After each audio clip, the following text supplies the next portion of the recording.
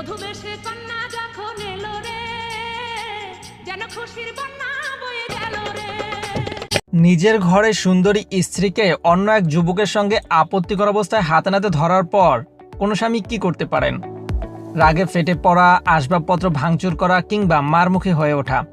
সমাজ তো এমনটাই দেখে অভ্যস্ত। কিন্তু নিজের চোখে চরম সত্যটা দেখার পর ওই স্বামী যা করলেন তা দেখে স্থানীয় লোকজনের চোখ তো ছানা পড়া। তিনি কোনো রাগারাগি বা হইচই না করে উল্টো এমন এক অবিশ্বাস্য সিদ্ধান্ত নিলেন যা কেউ কখনো কল্পনাও করতে পারেনি। ঘটনাটি যখন জানাজানি হলো তখন চারপাশে মানুষের ধারণা ছিল এবার বুঝি বড় কোনো রক্তপাত বা চরম বিপদের মুখোমুখি হতে হবে দুজনকে। কিন্তু সেই স্বামী চরম ধৈর্যের পরিচয় দিয়ে কোনো উগ্রতা না গিয়ে সবার সামনে এক অদ্ভুত কায়দায় পরিস্থিতি সামাল দেওয়ার সিদ্ধান্ত নিলেন।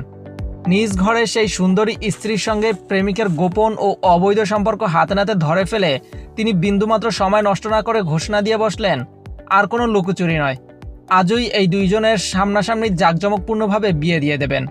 যেমন কথা তেমনই কাজ। উপস্থিত সবার চোখ কপালে তুলে দিয়ে তাদের একে অপরের গলায় মালা পরিয়ে দেওয়া হলো।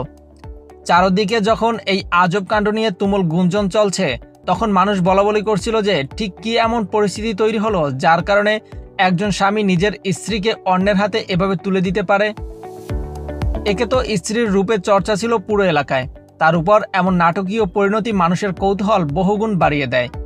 অনেকেই ভেবেছিলেন হয়তো সাময়িক উত্তেজনায় স্বামী এই সিদ্ধান্ত নিয়েছেন, কিন্তু না, তার মাথা একদম ঠান্ডা ছিল এবং তিনি নিজের ইচ্ছেতেই এই কাজ করেছেন। তবে এখানেই শেষ নয়, এই পুরো ঘটনায় লুকিয়েছিল আরও এক দারুণ ও জমজমাট টুইস্ট। যখন সবাই ভাবছিল ঘটনা এখানেই শেষ, ঠিক তখনই খোঁজ নিয়ে আসল সত্যিটা বের হয়ে এলো। জানা গেল যে যুবকের সঙ্গে ওই সুন্দরী গৃহবধূর এমন আকস্মিক বিয়ে দেওয়া হলো সেই প্রেমিক নিজেও বিবাহিত এবং সে আবার দুটি সন্তানের বাবা। অর্থাৎ দুই সংসার থেকে লুকিয়ে গড়ে ওঠা এই সম্পর্কের এমন করুণ ও অদ্ভুত পরিণতি দেখতে চারদিক থেকে মানুষ ভিড় জমায়।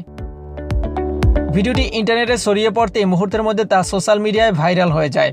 আর এই চাঞ্চল্যকর ও অবিশ্বাস্য ঘটনাটি ঘটেছে পার্শ্ববর্তী দেশ ভারতের বিহারের সমস্তিপুর জেলায়। মাহাদি হাসান, আজিমা টিভি।